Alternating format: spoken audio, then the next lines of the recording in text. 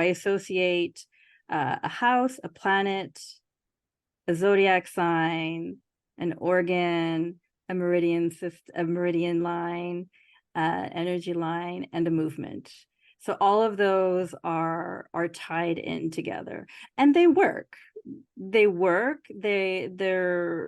again, this is my exploration that I'm sharing with you. There's nothing that couldn't be challenged or explored further. I would be certainly open to all. Namaste, beautiful souls. I'm Shilpa, and you're tuned into the Omni Mindfulness Podcast, a sanctuary for spiritual entrepreneurs. As a holistic mindfulness coach and social marketing strategist, I'm here to guide you on a transformative journey. On this show, we explore captivating stories and provide practical tools that deepen your connection with your authentic self. Through the personal and professional narratives of remarkable individuals, we expand our consciousness and ignite the spark of possibility. Each season, I curate content that empowers you to create a holistic lifestyle encompassing spirituality, mindfulness, energy awareness, and mindset. Join me as we engage in conversations with experts in their respective fields and share solo casts from yours truly, all aimed at supporting you and relaxing, revitalizing, resetting your body, mind, and spirit. I'm your host and the visionary behind Omni Mindfulness. So what if just one story had the power to shift the trajectory of your life? What if you could become an instrument in helping others realize their true selves? And what if your soul's higher purpose lies in experiencing the joy of Omni Mindfulness? Remember, it's never too late to rewrite your story.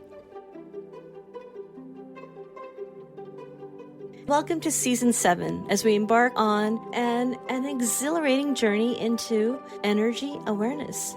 In July, we explored the driving forces that fuel the lives of my guests, uncovering their passion and purpose.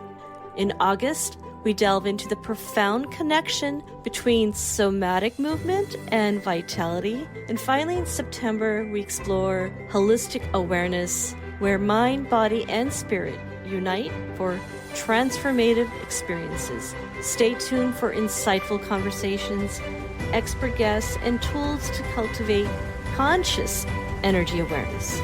So let's dive into the season of energy awareness together.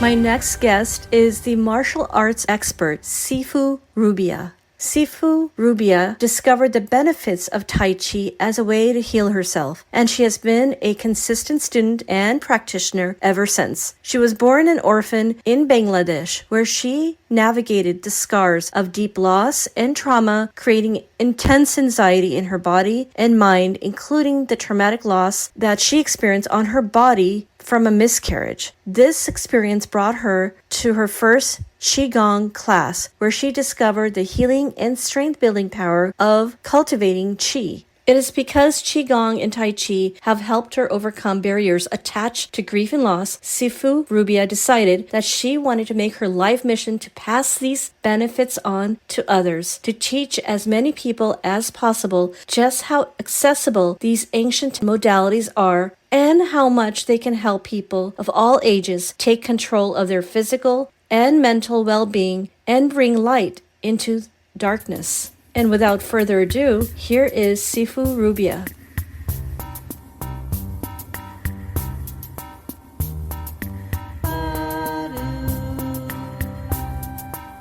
Welcome, Sifu Rubia. I've been looking forward to our conversation.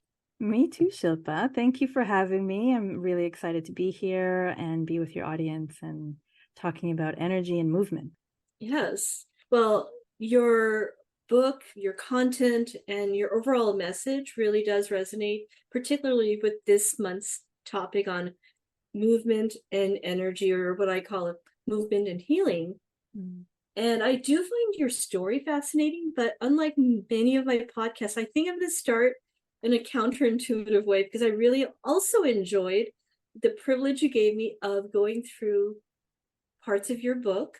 And I have in my notes here, co-creating with the stars. So maybe you could just share what that means, because I have some things I'd like for the audience to know about the book.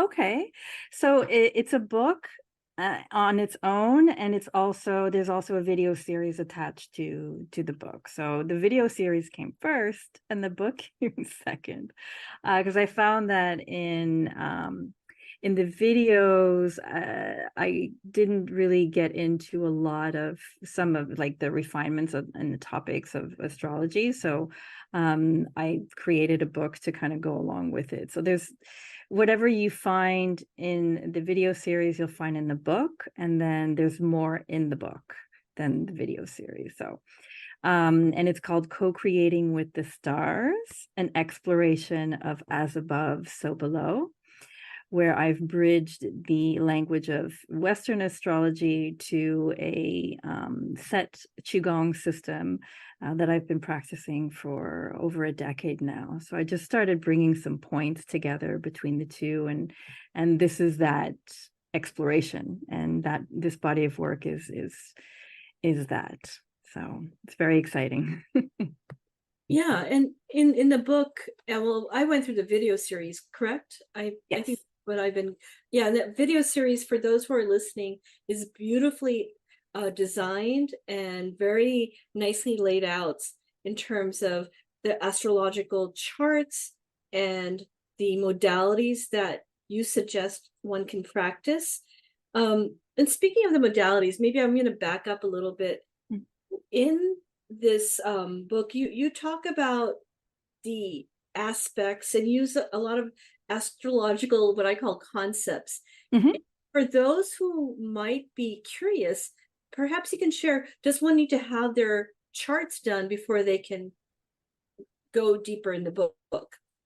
That's a great question, and I bring that up in the introduction of the book, that it's not a course that will necessarily lead you towards reading your birth chart. That's not really the goal. The goal is to introduce you to the language and fundamental understandings and topics around astrology. So it's really, if you've never heard or done any astrology, then this is, if your mind, but your mind has always been curious about it, this is a great introduction to the language. So we talk about aspects, houses, archetypes, the planets, the zodiacal signs, and really just understanding language. So you can leave this course listening to another astrologer, and you'll start at least understanding what they're saying, because it can be a little confusing if you know nothing about astrology. What do they mean when they're saying, Mars is squaring Venus? What does that mean? Or Jupiter is quincunx the sun. Like, what does that mean? So this is really an introduction to those words, those ideas, and calculations and concepts and archetypes. So I break them down individually, and then I kind of bring them together with the Qigong. Yeah. Now, while we do not need to necessarily have our charts ready to understand how to go through the movements, I'm curious, let's say there's a certain planetary position going on next week. Mm-hmm. And it and from what I've understood in your book, they do affect humans in specific ways. And depending on your birth chart, it may be affecting you in a certain way. So as before we hit record, I told you, well, I know I have a temperament, and so perhaps that affects the liver, but maybe that is something that was in my charts. Now that I'm aware, though, the awareness part, the energy awareness of myself, from my understanding, I can now find the right movements in your video and books to practice. Is that Correct. right? Yes, that's correct. So you can use the book and the videos in the ways that suit you. So the information the information is there, And let's say, like you're saying, you get agitated easily, or there's something that's, you find challenging. Again, the liver is often the organ that gets hit the most with anger. And I go through that in the each topic as well, which meridian is associated to which organ, and then when that meridian is imbalanced, I share some emotions that could be tied to that. So in this case, the liver, anger, definitely. There's not a meridian, but there's the movement, I think, again, number 9, which is Sagittarius. And in medical astrology, which this is not a book on medical astrology, but in medical astrology, Sagittarius is attached to the liver. So yeah, there's a movement there called Gather and Offer that helps transcend and soften that liver meridian, and also the actual physical liver with the turning of the waist and whatnot. So there's that dynamic there as well. So it's embodying the cosmos, as above, so below. So it's really kind of making those connections. Depression is something that a lot of us go through, which affects our pericardium meridian, the heart meridian, I think the spleen and the stomach as well. But the heart meridian, lungs are associated with grief. So there's beautiful movements in the book, in the video series, to really help soften those emotions. I think one of them is called Lifting the Sky, Painting the Sky. The other one is called Golden Eagle Spreads Wings. And there's another one called Clearing the Gallbladder. So yeah, again, if you can identify an emotion within, then there's a movement that's shared that will help you manage that emotion. Just a little bit of a tangent question, though, because as you know now, based on what I've shared about my personality, science and connecting the science to what I call the spiritual practices often fascinates me. You said there's medical astrology, which is not necessarily covered in this book, but I imagine in that field, they've already done studies where they recognize that clearing certain meridians does help with the healing process. Is that correct? Absolutely. I mean, any gentle movement that you're doing is supporting your whole system. So that's why they call them holistic practices. So you're yes, clearing the mind, helping the nervous system, but you're also, especially with movement therapies like Tai Chi and Qi Gong, you're really working on movement being supported and guided by the waist. So, and all of our vital organs are there. So gentle twists, gentle turns, gently massaging all of the internal organs, liver, adrenals, kidneys, the intestinal tract, all of that. So movement is it's a healing process. Yeah. And then it gets further broken down with energy lines and energy meridians, which is Eastern medicine. That there are practices like medical Qigong as well, which, again, this is not a medical book. I really do want it, and I make that clear in the book several times, that this is not that. However, the coming back to medical astrology, all of the organs are appropriately associated to the planets and the zodiacal signs. So they're lined up that way, but I don't bring an emphasis on it specifically. Yeah, and that's definitely something that fascinated me. As I had mentioned to you, while I am aware of astrological as science or charts, and know that, well, I'm an Aries, but beyond that, I had not gone deep until I read or went through your video. And suddenly I'm looking up terminologies, as you mentioned, Yeah. terminologies, and I enjoyed it. I thought, okay, so the I guess the charts can speak to the meridians somehow mapping it there conceptually.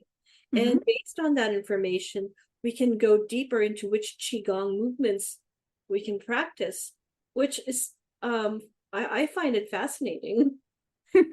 So yes, it is fascinating, and the body of work is having the effect that I set it out to do, which is pique your curiosity even more. So if you're not familiar with either topics, then it's, you're engaging in something that's new to you, and it evolves into even being more curious. So I'm a Gemini rising, so curiosity comes naturally to me.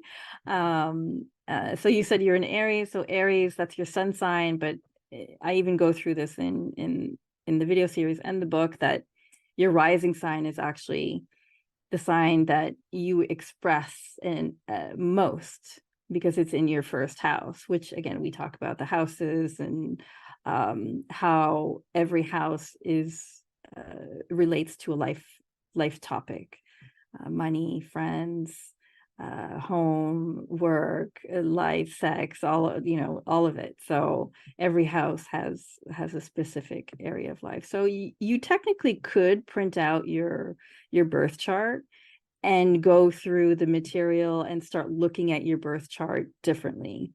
All the information, again, that I put in that body of work, you could look at your birth chart, although that's not the goal, but it could give you a deeper understanding if you're good at putting the pieces of a puzzle together, which it sounds like you are. You like putting puzzle pieces together. So, and if you're not good at puzzles, that's fine too. It's very straightforward information. Again, we talk about archetypes. Everything is astrology really works a lot around archetypes. So once you understand the archetype of either the planet or the zodiacal sign, then the aspects uh, have a way to express themselves through the archetype. So it's interesting that way. Astrology is interesting that way.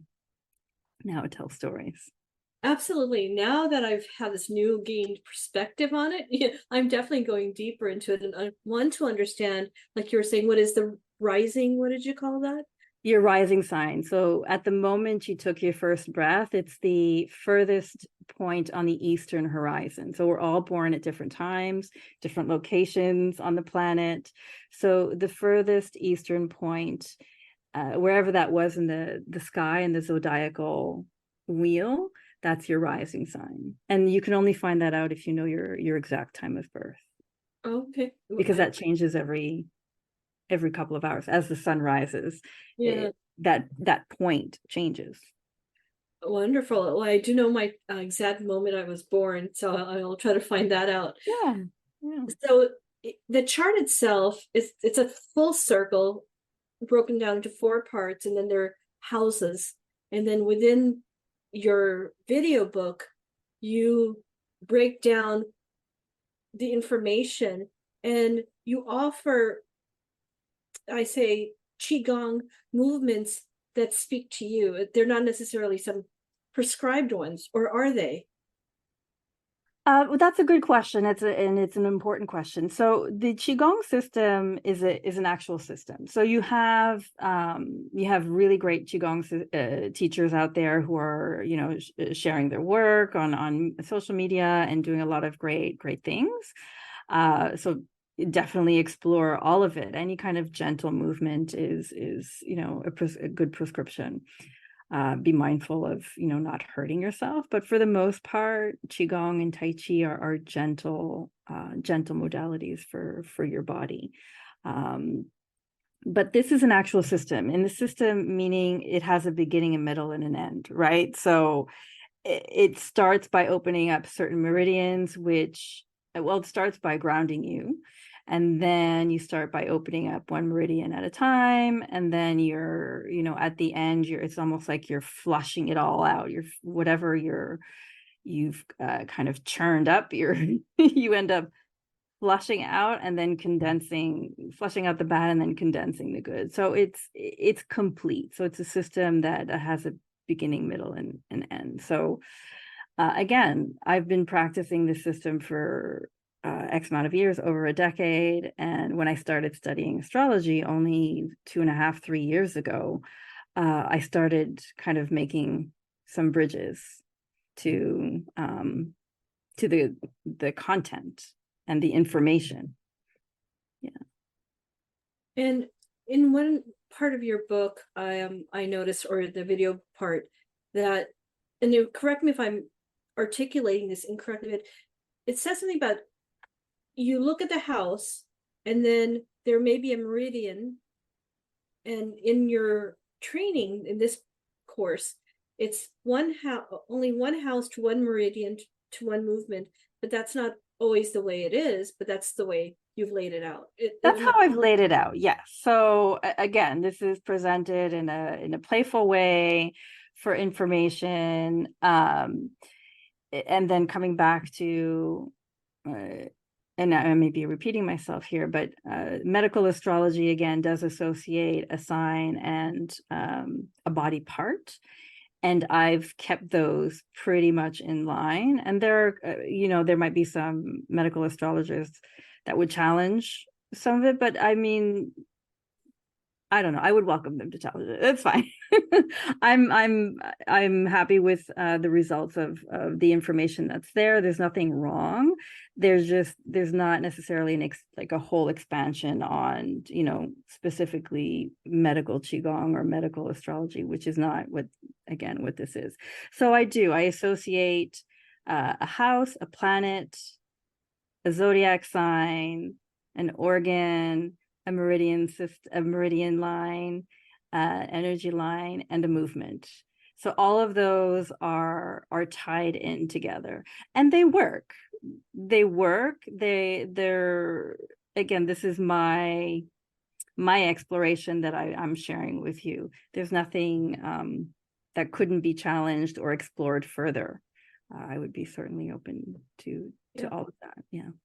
And that framework you articulated, it came through. It was very enjoyable knowing that you went from what I consider like a meta concept of the astrological position, and then understanding the house and going further deeper, and then landing to the place where you can tie the meridian to the movement. And then you also mentioned in your training that there are practical applications, which a lot of the content that I like to share with my audience often does tie into science as well as practicality. And I like the fact that you do even like there's a prayer for vitality, which who doesn't need vitality? I love that movement too. That's again, you're setting up your practice. So it's like you're releasing, you're praying to the gods, you're setting your intention for the practice, because I think it's like the second movement of the body of work or the system. So yeah, and some of the names I've kept originally as I taught them, and then some of them I've changed, but for the most part, yeah, they're another one of my favorite is removing the mask. So the third movement. Did you get to that one? Yeah, that's also, you hit some of the liver there and the gallbladder. So just the fact of brushing your brow in a gentle way, it just softens your face. So yeah, that's another favorite of mine. And I also give out affirmations, things that you can meditate on while you're doing the movement as well. Absolutely. And I do love the affirmations you bring in, like for instance, the prayer for vitality early into the movements. I am rooted in both my earth body and my divine body, which is, I find it very relevant for myself, because sometimes I get so cerebral and I need to get more grounded. But we're intellectual beings. That's the gift that we have as humans and organic beings, is that we have our intellect. That's what separates us from the animal kingdom. But we can get very disconnected from our body. So that brings us these types of modalities brings it all together in a holistic way. Yeah.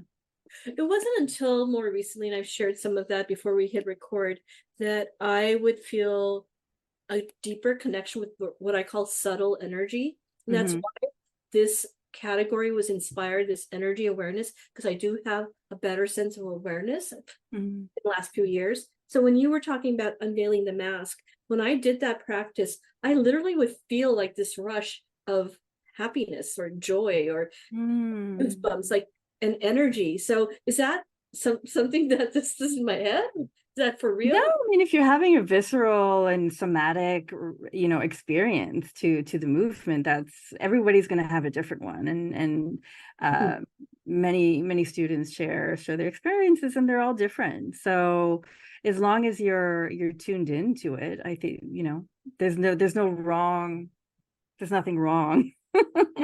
There's no right or wrong in that. It's bringing you back to the present. I think what catches people by surprise is that they're realizing how present they are in the moment and in their body, and it's having a visceral experience through you, and how present you become, because these practices require you to do that, or they demand you to do that. I don't know how to say it, but that's what they're for, is to bring you back to the present moment. Yeah, the movements themselves, right? Yes, absolutely. And the more you do it, the more you are refining your energy body, your astral body, and you do that through repetition. You do that through discipline, devotion, through intention, devotion. All of that kind of expands the work over time. I've heard of teachers who their energy body is so refined that they feel their fingertips from the inside. I have heard that from the Qi Gong teacher that I learned Qi Gong from. Yeah, it's the first time we did the energy ball. What do they call that? I don't know the technical term, but he may have referred to it as the energy ball, and creating that energy ball. And literally, the first time I did, I thought, I actually feel fire in my hands. And yeah, that's usually the first kind of experience that people have, is their palms or fingertips get all warmed up. Yeah. Now, one of the things I remember, and I wrote it out because I love the way it was articulated in your book, is that, and again, I might be paraphrasing, but the practice of understanding archetype astrology and its connection to Qigong, I believe you said something to the effect of that it gave you a new level of awareness about yourself, behavior, and clarity on why you do approach life the way you have been or may have.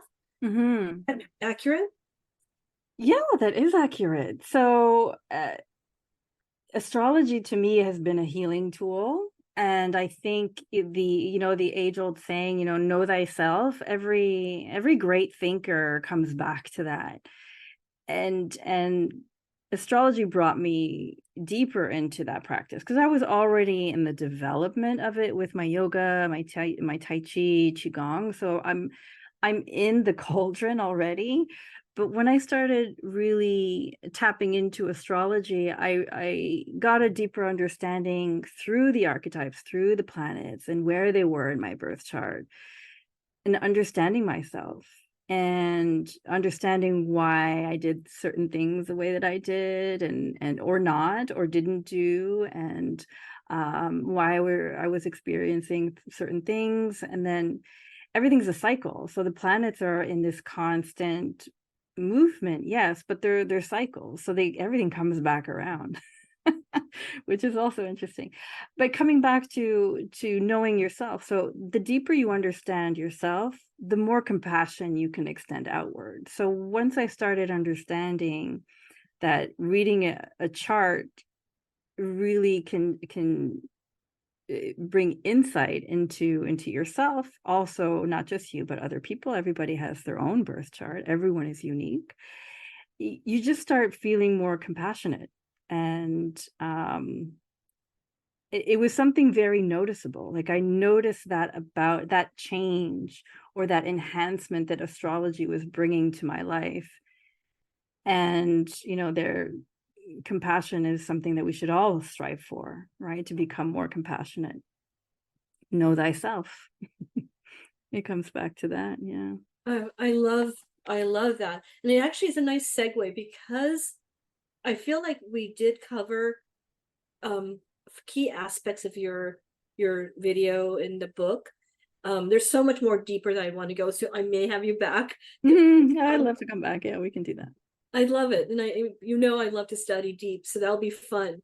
Now, as a segue though, I'd love to hear how the movement, how you arrived in it in the journey of your life.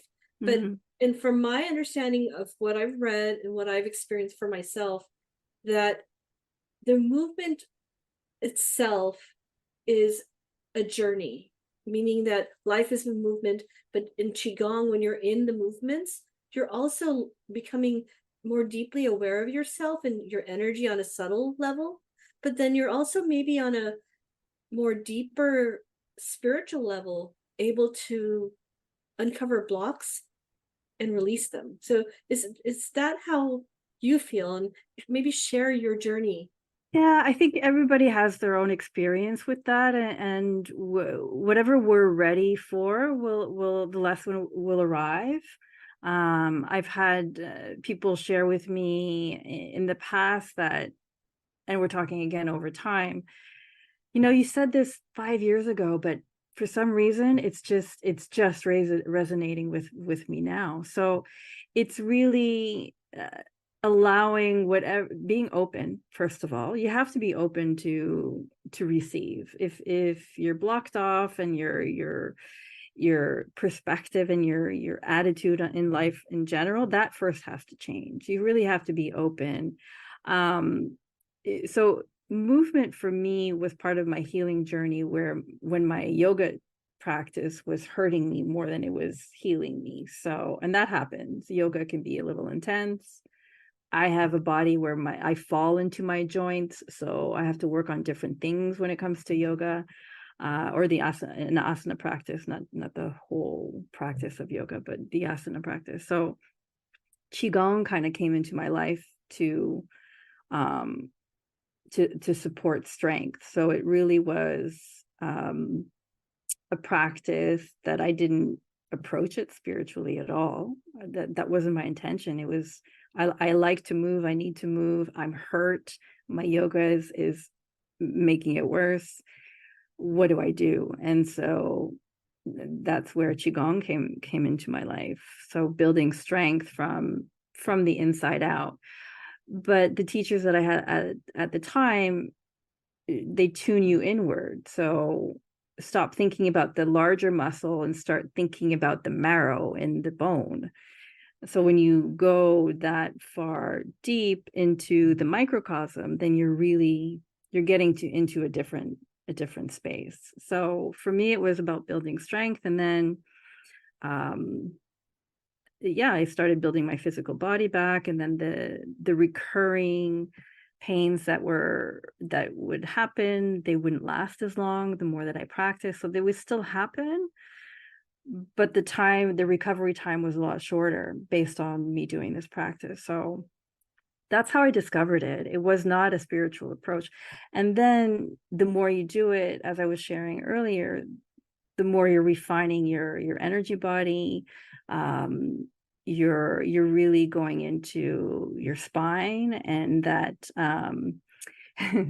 a teacher, an astrologer that I attended a seminar, Cameron Allen, he did a seminar, and he said something. He doesn't want to be claimed to have quoted this, so I'm not giving him the quote, but I'm saying I heard it from him.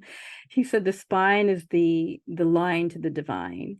So you get your spine right, you get your nervous system right, and you can tap into your divine nature. And so that ended up happening for me. That whole process really developed into a place of self-realization for me, and just like clearly tuning into my divine nature. They say that prayer is speaking to God, and meditation is listening to God. So listening, taking the time to be present and listen, for me, that was the formula. to, and then a formula that led me through all of this, and offering this work. So yeah, it can lead you down some really beautiful places, but it's a discipline, it's work, you have to do it. I just love the unique blend of how you have pulled these concepts together. And in terms of the journey itself, it's from what I see, it is a journey, meaning that all of us will continually have to refine our approach to what is working and becoming more aware as we expand. And in your journey, I know you've shared some of this in your bio, but perhaps you can touch upon what level of grief did it take, or maybe I don't want to use the word trigger because that just doesn't feel right, but what type of grief or journey did it take for you to maybe start becoming more open to other modalities that can help you on your journey? The big question. I don't know if I'll answer it correctly.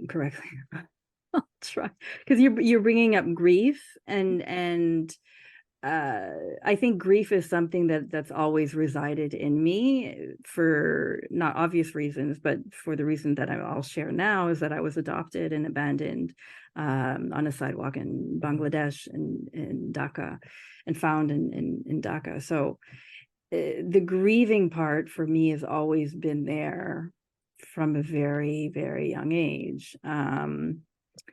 But I didn't know I was grieving. You don't grow up knowing that you're grieving until somebody points it out, and you're like, oh, that's what I've been going through. Which, now that you have the information, you know better, you do better, right? So, or you try better. So I don't know. I mean, for me, like I said, everything about my life has been about grief. So I don't know how to separate it from my work, honestly. And then if I come back to what I was sharing about the yoga aggravating my body, and how Qi Gong, helped me restructure everything. I was going through grief. I was grieving. I was going through a miscarriage, or I had gone through a miscarriage, and then that created a recurring back issue for me at the time. So my whole life has been around grief. So the movements that I've done, the yoga that I started exploring when I was 25, I'm 48 now. That yoga practice has been that's the place that I go to heal. That's why I don't teach yoga. That's another reason why I don't teach it. It's because it's mine. Whereas Tai Chi is not mine. It never felt like it was mine, although it's given me so much. It never felt like it belonged to me, and that's why I give it away and I teach it. But yoga, and as a teacher, every teacher will say this, that you love something so much, you end up teaching it, and then you can't find yourself in it anymore. So I never wanted to lose that from my yoga practice. But Tai Chi, I have, that's the gift. That's, for me, that's the devotional part of it. But once I discovered yoga, and I discovered movement, like gentle, healing, purposeful, mindful movement, not just kickboxing and yang movement and martial arts and kung fu, that has its purpose as well. But my heart needed something else. That grieving part of me needed a different space to heal in. That's where yoga came in, and then the Qigong and Tai Chi. Again, I don't know if that answers your question. No, it actually does answer my question. And this could be a part 2 of a future podcast for you and I, because we talked about embodied awareness, sort of pulling together different aspects of, I would say, internal growth and external modalities.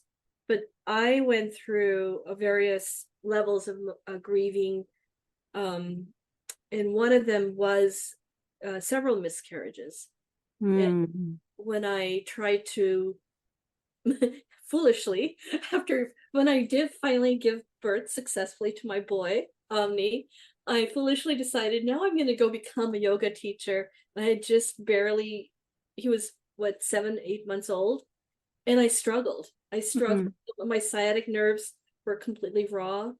And on so many levels, my body just couldn't do the things that it was able to do just 2 years before. Oh yeah, our bodies change, especially after a miscarriage. Like you were pregnant. Your body was embodying another, human being. Like it doesn't matter what time or weeks or whatever you were pregnant. It changes everything in your body.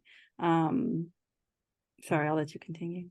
Oh no, I wish I Okay. had had these conversations. I'm glad that now this podcast serves to serve and help other women, but being more aware, Mm, body changes, being more aware that, as you had expressed about the grief, sometimes being unconscious of it and then living a life where you're maybe behaving in a way they may not understand. I did that mm. different levels. Sometimes fear and anxiety drove me from certain behaviors. So I think the work you put together is allowing people to, it's almost like a journal. It gives you the opportunity to introspect through. Mm. Yeah, I love that. I love that you're getting that from this body of work. Again, this is new, right? I've just released it. It took me over a year to produce and put together. And it's just now coming into the marketplace, and you're launching it with me right now. You're the first person I'm speaking to about it. So um thank you for sharing your experience. And I'm glad you took the time to go through some of it before we spoke. I think that was really important. Um, yeah, I think we're at an interesting point in time in our human history, and astrology will say that. And I don't necessarily want to get into that, but more people are doing yoga, more people are trying to embody their or release emotions from their body that they know are there, and they're looking for ways to let them live elsewhere but in your body. And just coming back to grief for a moment, a lot of anger is grief that's unprocessed. And if you really think about it, any kind of really big, deep negative emotions all root back to grief, all root back to loss. And something that my master teacher told me very long time ago, and it's a saying that goes in the Taoist philosophy and in the Tai Chi community, is invest in loss. I never understood it. And anytime I asked him to explain it to me, he would never explain it, because it means different things at different points in your life. But the act of investing in loss is a lifetime thing. It's something that you need to continuously do. We're always in a moment where we're losing something. We're losing time, we're losing breath, we're losing everything at any point in time. We're in loss. So it's investing in knowing that we're always losing something. And so when the big losses come, they're a little easier to bear, I guess. That's my takeaway from that statement, because it always sits with me. I've thought about it for a long time, and he's never explained it to me. And I don't think it wasn't for him to explain it to me.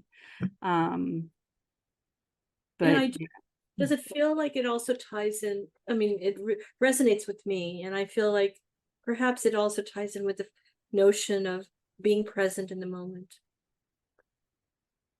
yeah, we need to discover tools to bring us back to that, because there's nothing else, really. There's nothing else nowhere else to be. I mean, anxiety, you're too much in the future. Depression, you're too much in the past. And joy is in the present. Present is a gift.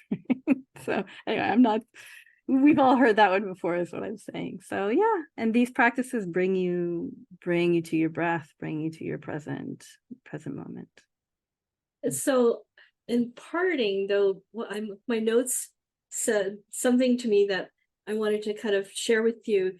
If I had to summarize what so far the content that I did cover, Mm-hmm. of course, feels like healing through energy awareness is really something that is highlighted, and that the movements are moving, what do I call it?